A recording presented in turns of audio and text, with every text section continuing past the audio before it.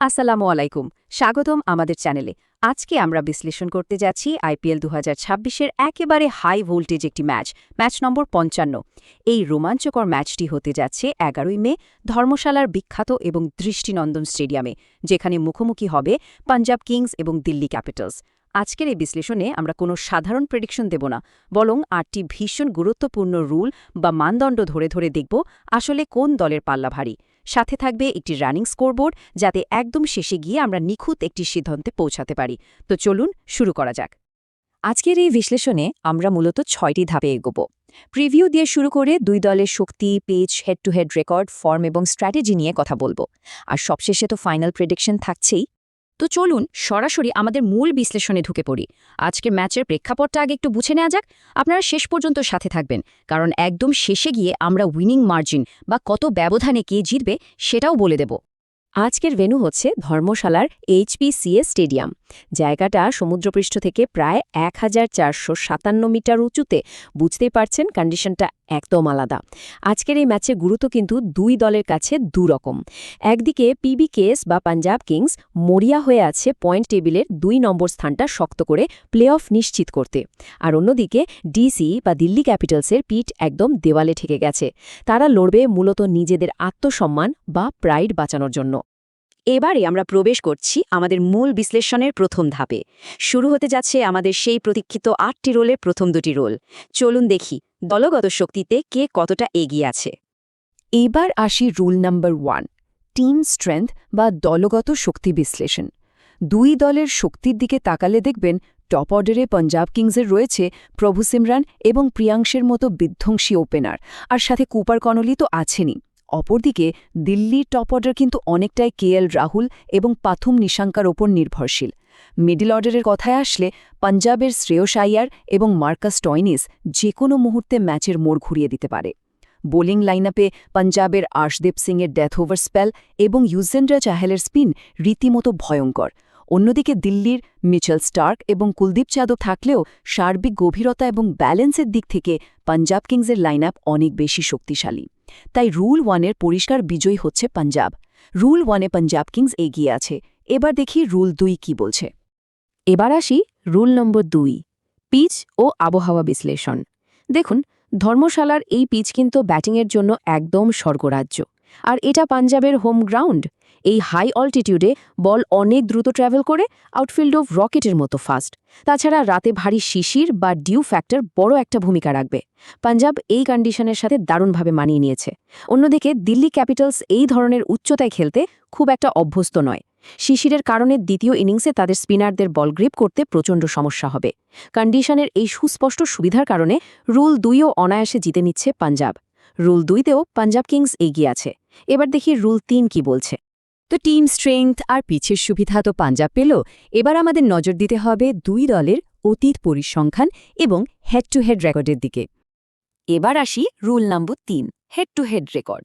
আইপিএলের ইতিহাসে এই দুই দলের লড়াই কিন্তু সব সময়ই হাড্ডাহাড্ডি হয়েছে। মোট ৩৬ বার তারা একে অপরের মুখোমুখি হয়েছে। এর মধ্যে পাঞ্জাব জিতেছে ১৮ বার আর দিল্লি জিতেছে ঠিক ১৭ বার। একটি ম্যাচে কোনো ফলাফল আসেনি। পরিসংখ্যানটি একেবারে গায়ে গায়ে লাগানো, তাই না?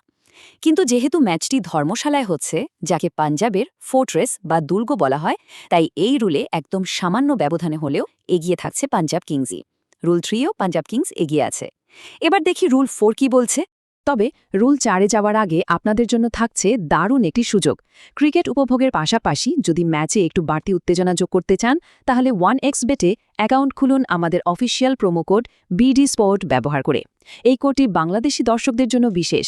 অ্যাকাউন্ট খোলার সময় বিডি স্পোর্টস দিলে আপনার অ্যাকাউন্ট হয়ে যাবে ভিআইপি অ্যাকাউন্ট। ডিপোজিট করতে গিয়ে কখনো কোনো সমস্যা হবে না, জমা হবে তাৎক্ষণিক। এছাড়া পাচ্ছেন প্রথম ডিপোজিটে ১০০% বোনাস, ফ্রি বেট করার সুযোগ, সুপার সানডে বোনাস এবং ভিআইপি ক্যাশব্যাকের মতো দারুণ সব সুবিধা। তো এবার আসি রুল নম্বর ৪, সাম্প্রতিক ফর্ম। চলুন এবার স্পোর্টস ব্রডকাস্টের উত্তেজনাটা ধরেই রেখে দেখে নিই সংখ্যার খেলায়, অর্থাৎ স্ট্যাটস এবং ফর্মে কে কতটা এগিয়ে আছে। রুল নম্বর ৪, সাম্প্রতিক ফর্ম বিশ্লেষণ। সত্যি বলতে দুই দলই বর্তমানে কিছুটা খারাপ সময়ের মধ্যে দিয়ে যাচ্ছে। পাঞ্জাব লিগ টেবিলে ২ নম্বরে থাকলেও তারা শেষ ৩টি ম্যাচ টানা হেরেছে। কিন্তু দিল্লির অবস্থা আরও ভয়াবহ। তারা টেবিলের ৮ নম্বরে আছে এবং শেষ ৬ ম্যাচের মধ্যে ৫টিতেই হেরেছে। এখানে পাঞ্জাবের মূল মোটিভেশন হল ঘুরে দাঁড়িয়ে প্লে অফ নিশ্চিত করা, অন্যদিকে দিল্লি প্রায় এলিমিনেটেড। টুর্নামেন্টের ওভারঅল পারফরমেন্সের বিচারে এই রুলে পাঞ্জাব কিংসই এগিয়ে থাকছে। রুল 4-এ পাঞ্জাব কিংস এগিয়ে আছে। এবার দেখি রুল 5 কি বলছে। এবার আসি রুল নম্বর 5, মূল খেলোয়াড় বিশ্লেষণ। এখানে কিছু স্পেসিফিক প্লেয়ার ব্যাটল হবে। পাঞ্জাবের হয়ে আশদীপ সিং ডেথ ওভারে দুর্দান্ত ফর্মে আছেন, কুপার কানলি 377 রান নিয়ে ধারাবাহিক, আর প্রভসিমরন দিচ্ছেন বিস্ফোরক শুরু। অন্যদিকে দিল্লির মূল ভরসা কেএল রাহুল, যিনি 445 রান করে অ্যাঙ্কার রোল প্লে করছেন। সবচেয়ে বড় ব্যাটলটা হবে কেএল রাহুল বনাম আশদীপ সিং এবং কুপার কানলি বনাম কুলদীপ যাদবের মধ্যে। কিন্তু স্কোয়াডের ডেপথ বিবেচনা করলে এখানেও পাঞ্জাব কিংস বিজয়ী। রুল 5-এও পাঞ্জাব কিংস এগিয়ে আছে। এবার দেখি রুল 6 কি বলছে। এবার আসি রুল নাম্বার 6, পরিসংখ্যান ও ম্যাট্রিক্স। একটা অবিশ্বাস্য তথ্য দিই আপনাদের। পাঞ্জাব কিংসের ওপেনিং জুটির স্ট্রাইক রেট হচ্ছে 242.5। হ্যাঁ, ঠিকই শুনেছেন, যা এবারের আইপিএলের সেরা। অন্যদিকে দিল্লির ওপেনিং স্ট্রাইক রেট পড়ে আছে 145 থেকে 155 ঘরে। পাঞ্জাবের নেট রান রেট বেশ পজিটিভ, যেখানে দিল্লির রান রেট নেগেটিভ। দিল্লির ডেথ ওভার বোলিং খুবই খরুচে, আর পাঞ্জাবের তো ডেথে আশদীপের মতো সেরা অস্ত্র আছেই। এই পরিসংখ্যানগুলোই বলে দেয় রুল 6-এ পাঞ্জাব কতটা এগিয়ে। রুল 6-এ পাঞ্জাব কিংস এগিয়ে আছে। এবার দেখি রুল 7 কি বলছে। আমরা এগিয়ে যাচ্ছি বিশ্লেষণের একেবারে শেষ অংশে। এই পর্যায়ে আমাদের ফোকাস থাকবে মাঝের কৌশল, টসের প্রভাব এবং মানসিক লড়াইয়ের দিকে। এবার আসি রুল নম্বর 7, টস ও কৌশলগত সিদ্ধান্ত। ধর্মশালায় শিশিরের কারণে টস জেতাটা আক্ষরিক অর্থেই মারাত্মক গুরুত্বপূর্ণ। পাঞ্জাবের অধিনায়ক শ্রেয়াস আইয়ারের কৌশলগত রেকর্ড দুর্দান্ত। টস জিতলে তিনি নিশ্চিতভাবেই আগে বোলিং নেবেন, যাতে শুরুতে আর্দ্রতার সুযোগ নেওয়া যায় এবং পরে শিশিরের মধ্যে রান তাড়া করা যায়। অন্যদিকে দিল্লির অধিনায়ক অক্ষর প্যাটেল টস জিততে মরিয়া থাকবেন, কারণ ভেজা বলে দ্বিতীয় ইনিংসে বোলিং করাটা তাদের জন্য দুঃস্বপ্নের মতো হবে। কন্ডিশন রিডিংয়ে শ্রেয়াস আইয়ারের দিকটি বেশি মজবুত হওয়ায় এই পয়েন্টটিও যাচ্ছে পাঞ্জাবের ঘরে। রুল 7-এও পাঞ্জাব কিংস এগিয়ে আছে। এবার দেখি রুল 8 বা শেষ রুল কি বলছে। এবার আসি রুল নাম্বার 8, মানসিক দিক ও চাপ সামলানোর ক্ষমতা। দেখুন, টানা 3 ম্যাচ হারার একটা চাপ পাঞ্জাবের উপর থাকলেও নিজেদের দুর্গে তারা মানসিকভাবে দারুণ আত্মবিশ্বাসী। তারা একটি প্লে অফ টেস্টেড ইউনিট। অন্যদিকে দিল্লি ড্রেসিং রুমের অবস্থা খুবই হতাশাজনক। টানা হারে টিমের মোরাল একদম তলানিতে। রর অফ ধর্মশালা বা ধর্মশালার দর্শকদের গর্জন পাঞ্জাবকে মানসিকভাবে বহু গুণ এগিয়ে রাখছে। ফলে শেষ রুলেও পাঞ্জাব কিংস জয়ী হয়ে একদম একটি ক্লিন সুইপ সম্পন্ন করল। তো বন্ধুরা, আমাদের 8টি রুলের চুলছেরা বিশ্লেষণ কিন্তু শেষ।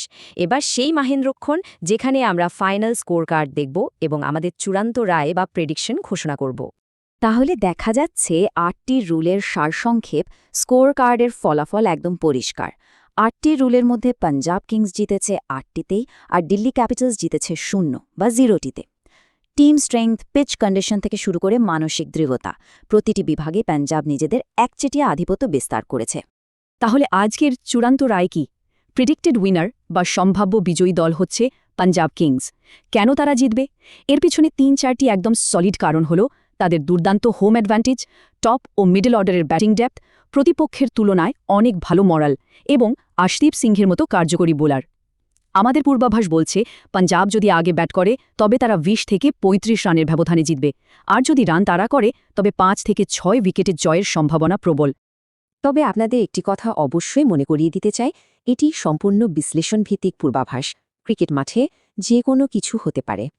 তো বন্ধুরা, এই ছিল আজকের ম্যাচ বিশ্লেষণ। আপনাদের কাছে কি মনে হচ্ছে, কে জিতবে? আমাদের এই বিশ্লেষণের সাথে কি আপনারা একমত? অবশ্যই কমেন্টে জানান।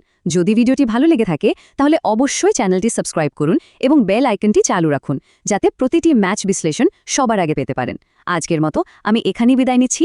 আল্লাহ হাফেজ।